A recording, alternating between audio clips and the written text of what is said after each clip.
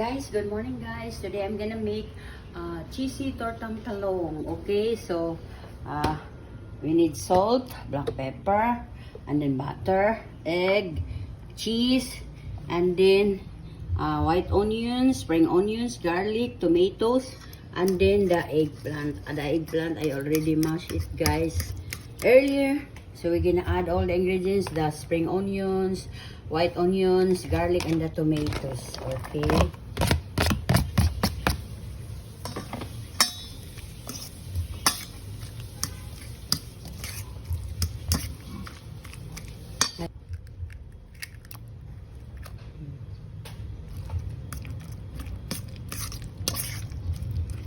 This is 4 eggplants guys. So these are 4 eggplants. Pepper, some salt guys. Okay.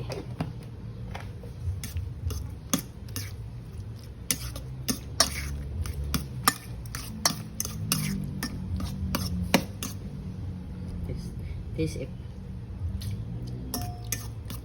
just a okay guys, so this is it. Okay, and then look at that.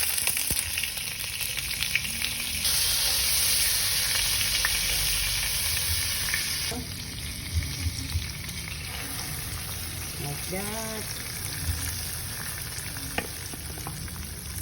like that.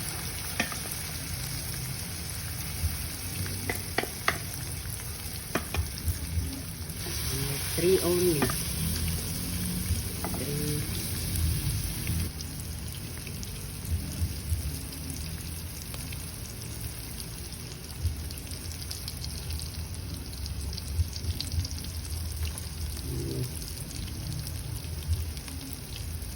And then this one.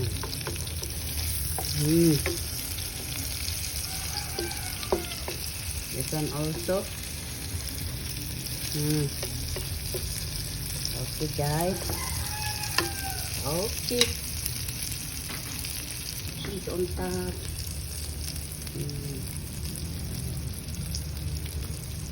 But I put already cheese in this part. And that's the result. Okay. In the plate na guys.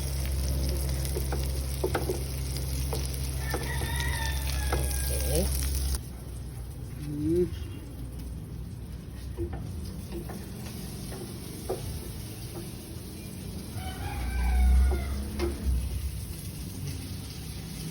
Guys, our cheesy tortang talong is done. Okay. Okay, so it's this. There, it's cheesy. Oh, the cheese. It's cheesy.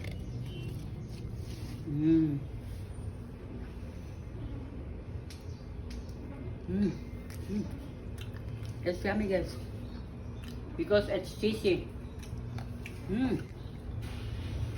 Okay guys, so this is our cheesy tortang talong is done. Okay, thank you for watching. And see you tomorrow for another recipe guys. Oh, it's cheesy. Look at. That's yummy.